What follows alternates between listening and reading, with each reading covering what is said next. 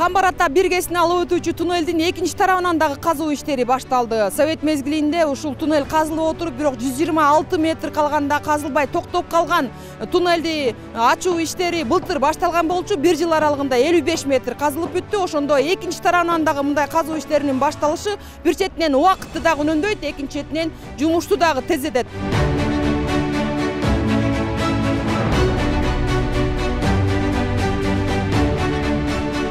15 жылдан бeri Россияда иштеп жүрдүм, Амурской областында. Бурай ГЭСте иштедик.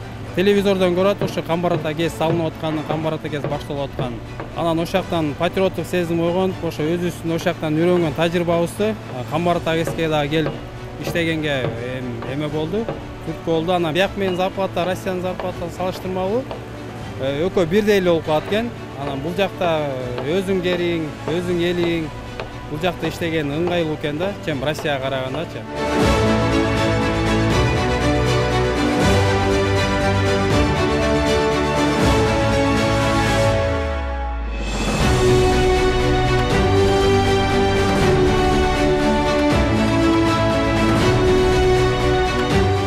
Апрелде баштаганбыз. 4 блок алынды. Көбүсү азыр усиление башталды. Арматуралар монтаждап, үстүнөн дагы бир 4 блок алабыз. Азыр 18 жумушчу болсо, буюрса выходной порталды коюп бүтүп алсак, дагы жумуштар алып, бурулуштар. Бурултетип жардырганга өзүнчө балдар. Жакшы көп адам болсо, бат бүтүп, силе ошо бат бүтөлү деген аракет.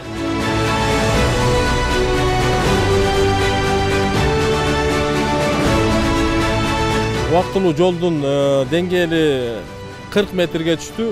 Өзү 80 метрде коопсуздук капталдын иштери, коопсуздук иштери жүргүзүлгөн. Туннель, транспорттук туннель эки тарапта иш болуп атат. Экинчи тараптагы жумуш долбоордо жок болчу. Биз подрядчиктер курулуш иштерин эртелетүү үчүн эки тараптан фронт ачып, бул курулуш ишин эки эсеге кыскартууга алып келет. Бул жактан азыр порталды бүтүп, жардыруу ишин бул жактан да баштайбыз. Ошондо 1 жылда бүтө турган ишти жарым жылда бүтүргөнгө мүмкүнчүлүк пайда болду.